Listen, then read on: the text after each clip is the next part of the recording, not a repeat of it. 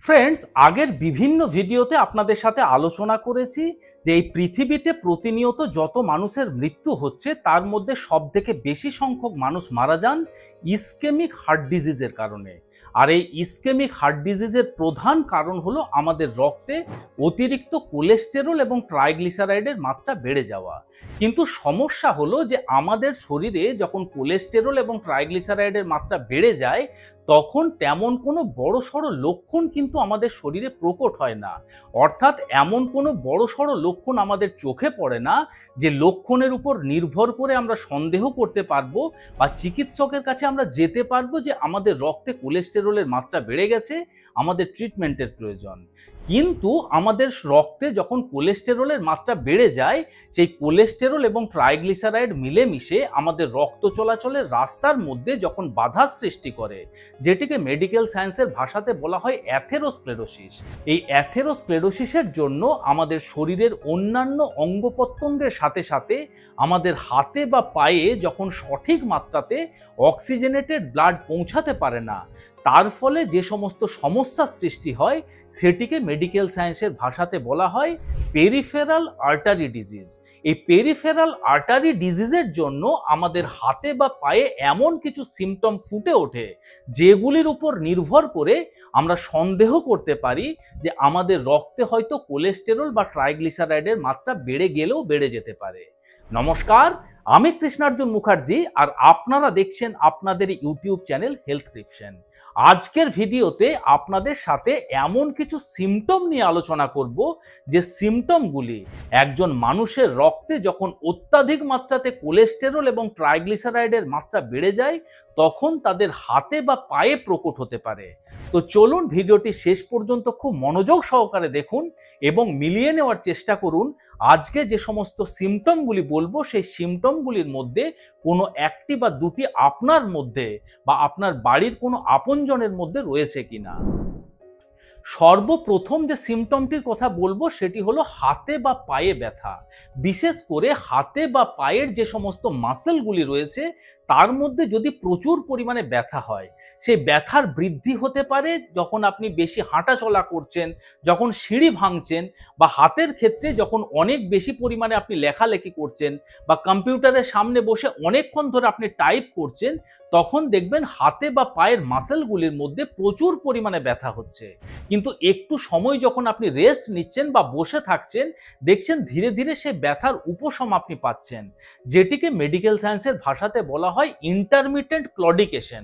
তবে হ্যাঁ, আমাদের অবশ্যই মনে রাখতে হবে শুধুমাত্র কাজ করার সময়তে বা হাঁটাচলা করার সময় নয়, রেস্টে থাকা অবস্থাতেও যদি আপনার হাতে বা পায়ের মাসেলগুলিতে অত্যাধিক মাত্রাতে ব্যথা হচ্ছে, বিশেষ করে আমাদের কাপ মাসেল, আমাদের থাই বা আমাদের হিপ মাসেলের মধ্যে যদি প্রচুর পরিমাণে ব্যথা হয়, সেক্ষেত্রেও কিন্তু আমাদের সন্দেহ করতে হবে যে রক্তে কোলেস্টেরল বা ট্রাইগ্লিসারাইডের মাত্রা প্রচুর পরিমাণে বেড়ে গেছে। শুধুমাত্র ব্যথা নয়, যদি আপনি খেয়াল করছেন যে হাঁটাচলা করার সময়তে আপনার মাসেলগুলি অসাড় হয়ে আসছে, আপনার হাতের পাতা পায়ের পাতা ঝিনঝিন করছে, কখনো কখনো দেখছেন যে হাতে বা পায়ে হুল ফোটানো বা ছুঁচ ফোটানোর মতন ব্যথা হচ্ছে, ঠিক যেমন ব্যথা নার্ভের সমস্যার ক্ষেত্রে দেখতে পাওয়া যায়। এছাড়া অনেক পেশেন্টদের ক্ষেত্রে দেখা যায় যে রাত্রিবেলা শোয়ার সময়তে হঠাৎ করে তার পায়ের কাপ মাসেলে বা পায়ের অন্যান্য মাসেলের মধ্যে পায়ের আঙ্গুলের মধ্যে টান বা খিঁচুনি ধরে। এই সিমটমকেও কিন্তু রক্তে অত্যাধিক মাত্রাতে কোলেস্টেরল বেড়ে গেলে দেখতে পাওয়া যেতে পারে। আবার হয়তো আপনি খেয়াল করলেন আপনার কোনো একটি হাত বা কোনো একটি পা অন্য হাত বা পায়ের তুলনায় বেশি ঠান্ডা বলে মনে হচ্ছে। যেমন উদাহরণস্বরূপ আপনি হয়তো খেয়াল করলেন যে আপনার বাঁ হাত ডান হাতের থেকে বেশি ঠান্ডা লাগছে, বা ডান পাটি বাঁ পায়ের থেকে বেশি ঠান্ডা বলে মনে হচ্ছে। এই সিমটমটিও কিন্তু তখন হতে পারে যখন আপনার রক্তে অত্যাধিক মাত্রাতে কোলেস্টেরল বেড়ে যাবে এবং সেই কোলেস্টেরল হাতে বা পায়ের ব্লাড সার্কুলেশনের যে সমস্ত আর্টারি বা ব্লাড ভেসেলসগুলি রয়েছে তার মধ্যে গিয়ে জমাট বাঁধবে এবং সঠিক মাত্রাতে ব্লাডের ফ্লো আমাদের হাতে বা পায়ে হবে না। এই সিমটমটিও কিন্তু অবশ্যই অবহেলা না করাই উচিত। আবার হয়তো আপনি খেয়াল করলেন হঠাৎ করে আপনার পা বা হাতের যে ত্বক রয়েছে সেই ত্বকের রঙের কিছুটা পরিবর্তন হয়েছে। রঙের পরিবর্তন বলতে আপনি হয়তো খেয়াল করলেন আপনার হাতে বা পায়ের কোনো একটি পার্টিকুলার পজিশন নীল বর্ণ ধারণ করেছে বা বেগুনি বর্ণ ধারণ করেছে। আবার কখনো কখনো গাঢ় বাদামি বর্ণও ধারণ করতে দেখতে পাওয়া যায়। এছাড়া অনেক সময়তে দেখা যায় ব্লাড সার্কুলেশনের আর্টারি বা ব্লাড ভেসেলসগুলি স্পষ্ট হয়ে যায়, সেগুলি স্কিনের ওপরে যেন ভেসে ওঠে এবং সেগুলি গাঢ় নীল বা বেগুনি বর্ণ ধারণ করে। এটিও কিন্তু রক্তে অত্যাধিক মাত্রাতে কোলেস্টেরল বেড়ে যাওয়ার একটি সিমটম হতে পারে। আরও একটি সিমটম আমাদের হাতে বা পায়ে খুব আশ্চর্যজনকভাবে দেখতে পাওয়া যায়, যে সিমটমটি ডায়াবেটিসের সিমটমের সাথে কিন্তু মিলে যায় এবং যে সমস্ত মানুষরা ডায়াবেটিসের সমস্যায় ভুগছে তাদের ডায়াবেটিসের সিমটম মনে করে সেই বিষয়টি তারা অ্যাভয়েড করে যান এবং ভেতরে ভেতরে প্রচুর পরিমাণে কোলেস্টেরল এবং ট্রাইগ্লিসারাইড বাড়তে থাকে। সেটি হলো যদি আপনার হাতে বা পায়ে কোনো জায়গাতে যদি কেটে গিয়ে থাকে বা কোনো কারণে যদি ক্ষত হয়ে থাকে, সেই ক্ষত ঘা সহজে শুকাতে চায় না। দেখুন, আমাদের কোনো জায়গা যদি কেটে গিয়ে থাকে বা কোনো জায়গাতে যদি ক্ষত হয়, সেই ক্ষতস্থান শুকানোর জন্য সেই ক্ষতস্থান পর্যন্ত সঠিক মাত্রাতে অক্সিজেনেটেড ব্লাড ফ্লো হওয়া খুব প্রয়োজন সেই জায়গাটি শুকানোর জন্য বা হিল হওয়ার জন্য। যখন আর্টারি বা ব্লাড ভেসেলসের মধ্যে কোলেস্টেরল জমাট বেঁধে রক্ত সঠিকভাবে সঞ্চালন করতে দেয় না, তখন ওই ক্ষতস্থান পর্যন্ত সঠিক মাত্রাতে অক্সিজেনেটেড ব্লাড পৌঁছাতে পারে না এবং দীর্ঘদিন ধরে সেই ক্ষত অবস্থাতেই থেকে যায়। আবার যদি আপনি খেয়াল করলেন আপনার হাতে বা পায়ের কোনো জায়গাতে যদি লোম ঝরে পড়ে যায় এবং যে জায়গার লোম ঝরে পড়ে গেছে সেই জায়গার লোমকূপগুলি যেন নষ্ট হয়ে গেছে, সেই জায়গাটি অত্যন্ত চকচকে বলে মনে হচ্ছে, সেটিও কিন্তু রক্তে কোলেস্টেরলের মাত্রা বৃদ্ধি পাওয়ার জন্য হতে পারে। একইভাবে ওই স্থান পর্যন্ত অক্সিজেনেটেড ব্লাড না পৌঁছানোর জন্য ওই স্থানের যে সমস্ত হেয়ার ফলিকেলগুলি রয়েছে বা লোমকূপগুলি রয়েছে সেগুলি মারা যায় এবং সেই স্থানের লোমগুলি ঝরে পড়ে। পরবর্তী যে সিমটমটির কথা বলবো সেগুলি একজন সাধারণ মানুষের পক্ষে বোঝা সম্ভব না হলেও আপনাদের অবশ্যই জেনে নেওয়া প্রয়োজন। আমরা সচরাচর চিকিৎসকের কাছে গেলে চিকিৎসক আমাদের যে পালস বা ধমনী চেক করে, যদি একজন মানুষের রক্তে অত্যাধিক মাত্রাতে কোলেস্টেরল বেড়ে যায় এবং সেই কোলেস্টেরল যদি আমাদের আর্টারিতে গিয়ে জমাট বাঁধে, সেক্ষেত্রে আমাদের রেডিয়াল আর্টারির মধ্যে প্রমিনেন্ট পালস না পাওয়াও যেতে পারে। শুধুমাত্র হাতে নয়, সেই পালস আপনার পায়ের আর্টারির মধ্যেও কিন্তু আপনি না পেতে পারেন। তাই যদি এই রকম ধরনের সিমটম আপনি দেখছেন সেক্ষেত্রেও কিন্তু আপনার সতর্ক হওয়া প্রয়োজন।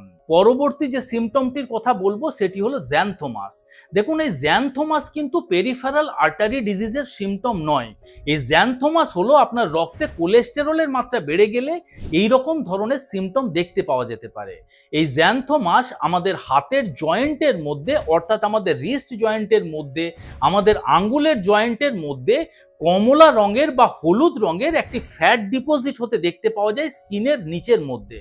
যদি এই রকম ধরনের সিমটম আপনি দেখতে পাচ্ছেন তাহলেও কিন্তু আপনাকে সতর্ক হওয়া প্রয়োজন। তাই আমি এতক্ষণ ধরে যে সমস্ত সিমটমগুলির কথা বললাম সেই সিমটমগুলির মধ্যে কোনো একটি বা দুটি সিমটম যদি আপনাদের কারোর মধ্যে আপনি দেখতে পান, বিশেষ করে আপনার যদি হাই ব্লাড প্রেসারের টেন্ডেন্সি রয়েছে, যদি আপনার পরিবারের কারো কোনো হার্টের সমস্যা রয়েছে, আপনি যদি একজন ডায়াবেটিক পেশেন্ট হয়ে থাকেন, এছাড়া যদি আপনার ধূমপান বা মদ্যপানের অভ্যেস রয়েছে, তাহলে অবশ্যই যত দ্রুততার সহিত সম্ভব আপনি চিকিৎসকের সাথে যোগাযোগ করুন।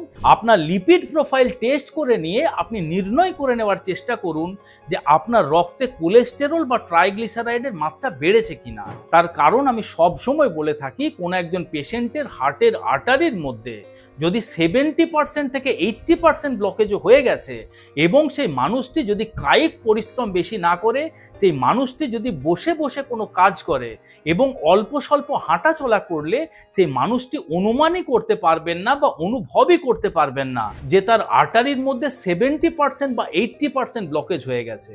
বিনা মেঘে বজ্রপাতের মতো হার্ট অ্যাটাক বা ব্রেন স্ট্রোকের সমস্যা দেখতে পাওয়া যাবে এবং সেটি আমাদের ভয়ানক পরিস্থিতির সম্মুখীন করে তুলবে। তুলবে।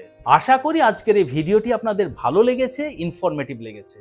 যদি ভালো লেগে থাকে বন্ধুরা, তাহলে অবশ্যই ভিডিওটিকে লাইক করবেন।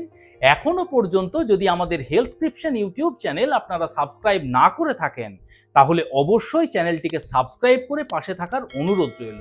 খুব শীঘ্রই দেখা হচ্ছে এরকম ধরনেরই আরও একটি ইনফরমেটিভ এবং ইন্টারেস্টিং ভিডিওর সাথে। ততক্ষণ নিজেদের খেয়াল রাখবেন। আপনাদের সুস্থতা এবং দীর্ঘায়ু কামনা করছি। ধন্যবাদ।